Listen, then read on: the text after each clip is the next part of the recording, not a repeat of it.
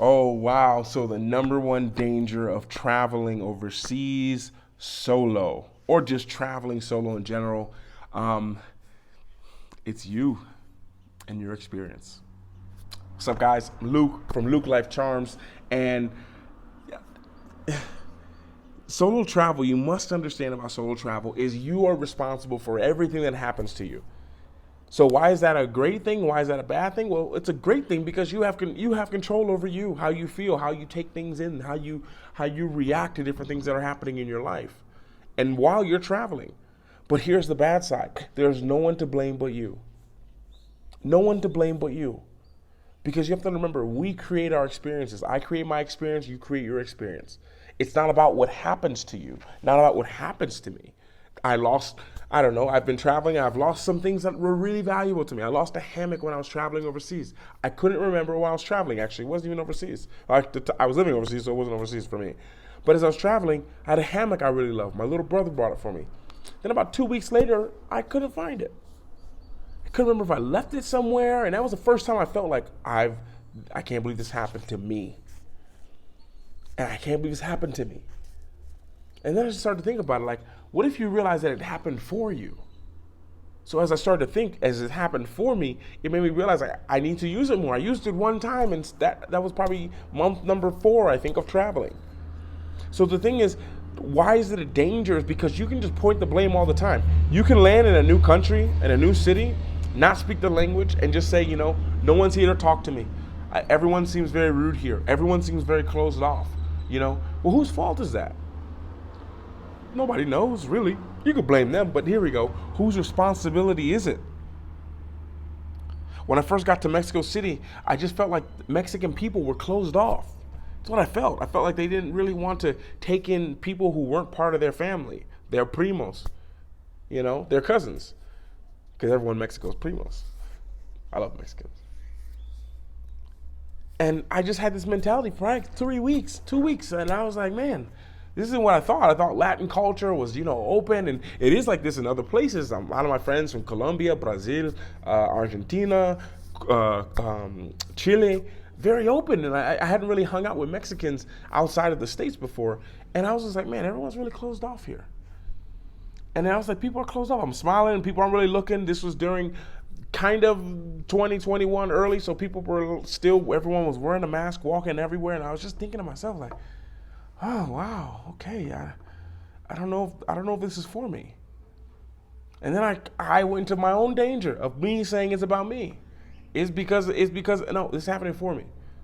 So one day in my mind I was just like, you know what? I'm gonna act like everyone wants to talk to me. I'm gonna think in my mind everyone wants to smile at me. Everyone wants to speak with me. So when I walked up to someone and they looked at me like this, I was like, hey, what's going on? Hola, ¿qué tal? And all of a sudden, people started to say hi. It started to be friendly to me. And I started to make a lot more friends and know a lot more people. And I started to think to myself, like, that's interesting.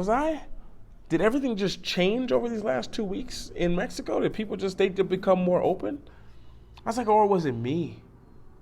Because it was me that changed. You have to understand that that's the danger and the beauty of it. Once you change how you look at it, what you look at changes. It has to.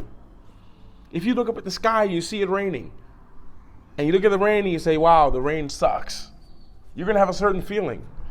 But if you look up at the rain and you say, wow, it's going to make everything so green here, you're going to have a different feeling. So ultimately, you're in control. So why is that dangerous? That's dangerous because if you don't have that, you'll feel like, number one, you have no control over anything, not even yourself. You'll feel like everyone and everything is against you. And number three, and probably one of the most important things, you'll just feel like, what am I even doing here? And your energy, your spirit, everything just starts to go like this. Because you have to understand, the number one danger is that as your perspective, you have an opportunity, you're about to travel, you're about to have an opportunity to go to a new place and experience something that people wish they could do. Understand that. Understand that people wish that they could do what you're about to do. People wish, but they can't do it because they don't have the one thing that you have. You have to understand this. It's not money. A lot of people have money, and you don't even need money to travel. You can find other ways to do it. You have courage. And it's your courage that is allowing you to do that. Don't let that fear talk you out of it now. I have other videos about being scared and all that kind of stuff. Your danger is yourself. No matter what happens to you on whatever day, anywhere, anytime while you're traveling, you have to understand that you're still in control of how you respond to what's going on in your life. And not only that, but you need to understand there's respond, you can react, and one of the most powerful things that I teach people is you can anticipate. Okay? The one thing I tell people when they're about to travel, anticipate things not working out the way you think they're going to work out. Because you can anticipate that. You can prepare for it. You strengthen your courage muscle. Things aren't going the way I want them to. For me, right now, with a lot of things I'm working on, things are not going the way I want them to. But I'm in control of how I feel. I'm in control of what I do about it. So I'm the most danger to my business. Because if I start to doubt things, if I start to do things out of scarcity, if I start to do things out of fear, that drives my business deeper into the ground. And at the same time, there's no one to stop me but me because I'm the one that's in control of this. So my friends, you're your number one danger, and at the same time, you're your number one asset. You choose it by choosing how you're going to look at it. So I wish you all the best. If you want to learn more, everything that I've ever learned about traveling is in the description below in a masterclass that I filmed. And I wish you all the best. I wish you that you become your own best friend. I wish that you don't say the things to yourself that you would never say to another human being, and you can respect yourself, show yourself grace, have a beautiful time. At the same time, as my mentor always tells us, stay in a beautiful state.